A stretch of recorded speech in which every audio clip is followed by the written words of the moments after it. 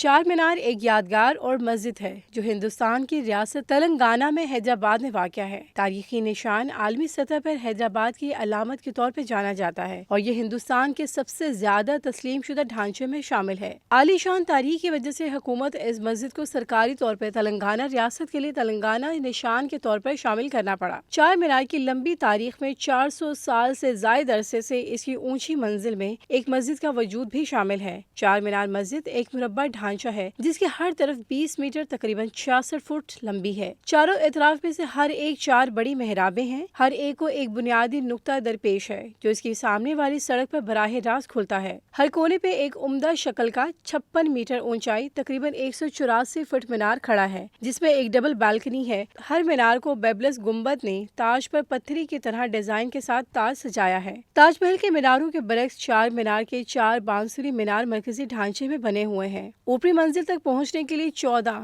149 سمیٹنے والے اقدامات ہیں۔ اس ڈھانچے کو اسٹوک سجاوٹ اور بیل ڈریس اور بالکنیوں کے انتظام کے بارے میں بھی جانا جاتا ہے۔ اس ڈھانچے میں گرینائٹ، چونا پتھر، مارٹر اور پلورائزڈ ماربل کا بنا ہوا ہے جس کا وزن تقریباً 14,000 ٹن ہے۔ ابتدائی طور پر اس یادگار کا تناسب سے اتنا متناسب منصوبہ تھا کہ جب یہ قلعہ پہلی بار کھولا گیا تو اس کے چاروں عظیم الشان محرابوں کے ذریعے ہلچل مچانے والے شہر حیدرآباد کے چاروں کونوں کو دیکھا جا سکتا تھا، کیونکہ ہر ایک محراب کا ایک نہایت فعال شاہی آبائی گلی کا سامنا کرنا پڑتا تھا۔ ایک مسجد کھلی چھت کے مغربی سرے پر واقع ہے۔ چھت کا باقی حصہ قطب شاہی کے زمانے میں شاہی دربار کے طور پر کام کرتا تھا۔ اصل مسجد 4 منزلہ ڈھانچے کے اوپر والی منزل پر ہے۔ گنبد کی طرح اندر سے ظاہر ہونے والی ایک وولٹ چار مینار کے اندر ایک دوسرے کی 2 گیلریوں کی حمایت کرتی ہے۔ ان کے اوپر ایک چھت ہے جو چھت کا کام کرتی ہے جو پتھر کی بالکنی سے جڑی ہوئی ہے۔ مرکزی گیلری میں نماز جمعہ کے لیے سب سے زیادہ لوگوں کو رکھنے والی 45 ایک بڑی کھلی جگہ کے ساتھ نماز کی 45 ڈھکی جگہ ہیں۔ 4 بنیادوں پر گھڑی 1889 میں شامل کی گئی۔ چار مینار کی مسجد میں نماز پڑھنے سے پہلے وضو کے لیے درمیان میں ایک وضو پانی کا حوض بھی ہے، اگرچہ یہ تاریخی اور مذہبی لحاظ سے دونوں اہم ہیں۔ یہ اس ڈھانچے کے آس پاس کی مشہور اور مصروف مقامی مارکیٹوں کے لیے بھی جانا جاتا ہے اور یہ حیدرآباد میں اکثر سیاحوں کی توجہ کا مرکز بن گیا ہے۔ چار مینار جیسے معتدل تہواروں کی تقریبات، عید الاضحیٰ اور عید الفطر کی ایک جگہ ہے۔ چار مینار موسیٰ ندی کے مشرقی کنارے پر واقع ہے۔ مغرب میں لاڈ بازار ہے اور جنوب مغرب میں گرینائٹ مکہ مکرمہ کے زیور واقع ہے۔